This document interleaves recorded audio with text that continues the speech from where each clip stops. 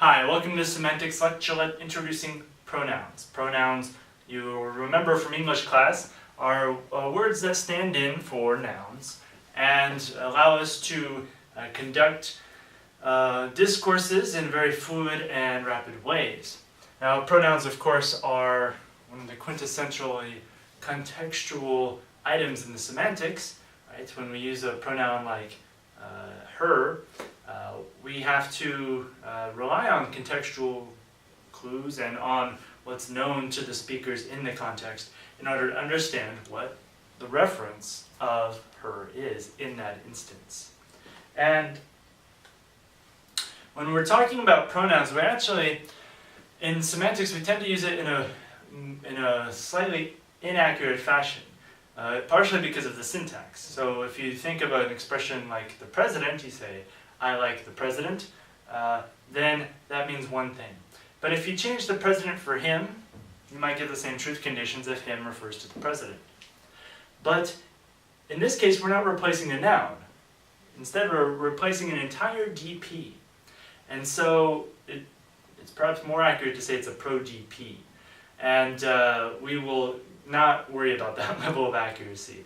If we're doing an analysis where it hinges on the syntactic structure, then you want to be clear. But for our purposes, we're just going to use the word pronoun. Now, the word pronoun covers a wide range of expressions, and these expressions are categorized in a lot of different ways. So we have our personal pronouns like me, we, them, and so forth. We have deictic pronouns that are related to indicating things in space, time, or discourse. So there's this, that, the other, here, now, and so forth. We have indefinite pronouns like someone or anyone. We have WH pronouns like who, what, and so forth. Quantificational ones like everyone or all. And of course, we even have pro-NPs as well. So when we say the green one is a well-known pro-NP. So we have a lot of pro-phrases, and we just call them pronouns, and we're not going to worry too much about their syntactic category, for now at least. Now in this course, at least to begin with, we're going to focus on personal pronouns because they have the fewest additional issues that have to be dealt with. And just to give an example, with deixis we have to not only figure out the reference, but we also have to locate it with respect to whatever the deictic frame is. But with personal pronouns, it's relatively simple. We get reference.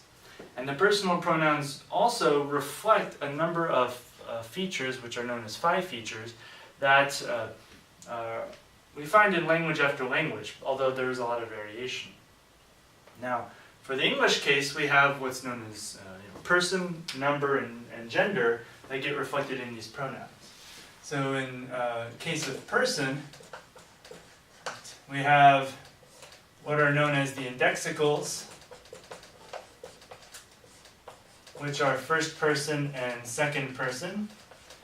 And then we have the non-indexicals, which is third person, and then in some languages what's called a fourth person.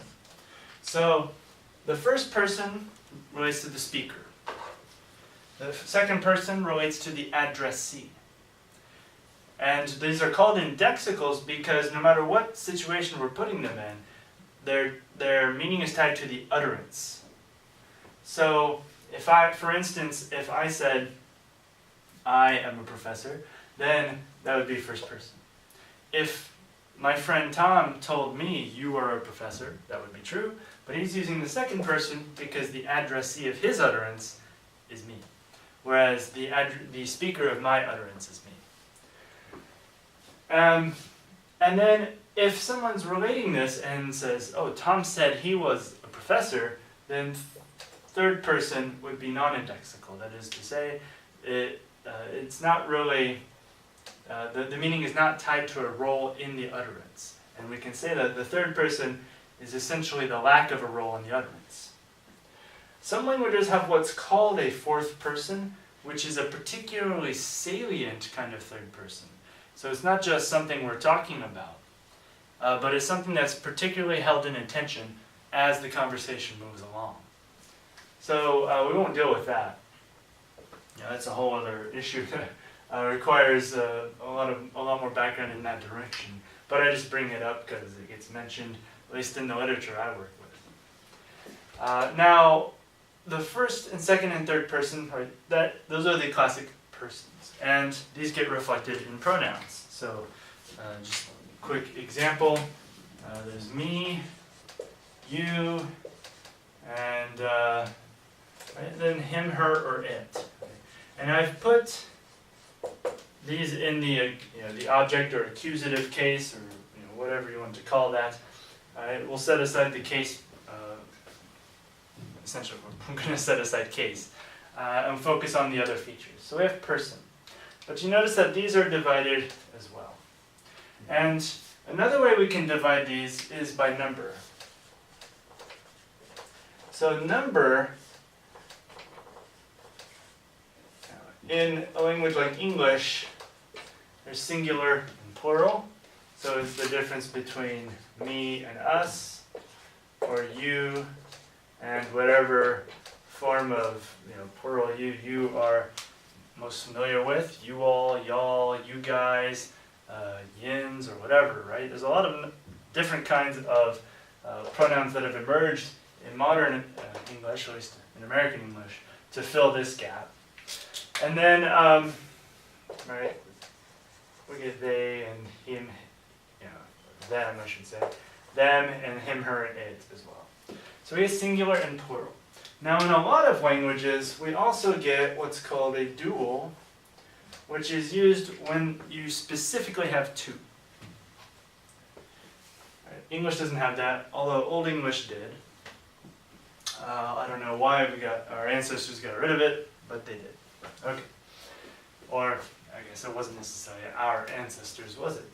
But whoever was speaking English hundreds and hundreds of years ago felt that this was more than the language needed, and it went away. But in a lot of languages, it hasn't. Then we also have gender. Now, in English, we have the three genders, and they're traditionally listed as masculine, feminine, and neuter. And in English, they correspond generally to biological sex. Cross-linguistically, that correlation breaks down enormously, right? And of course, many languages have other kinds of classifications and so forth.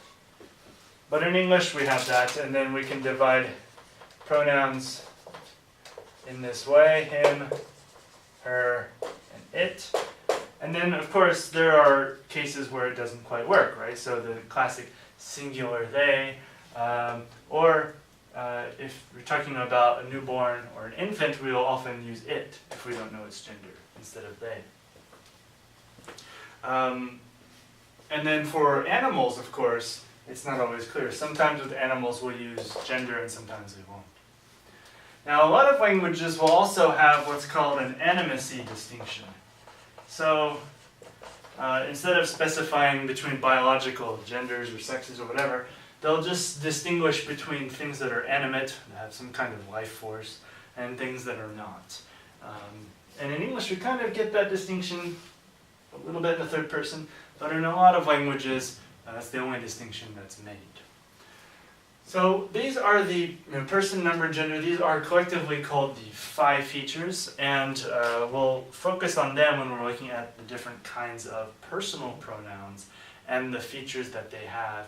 And we'll look at the way that these features affect the meaning of these pronouns.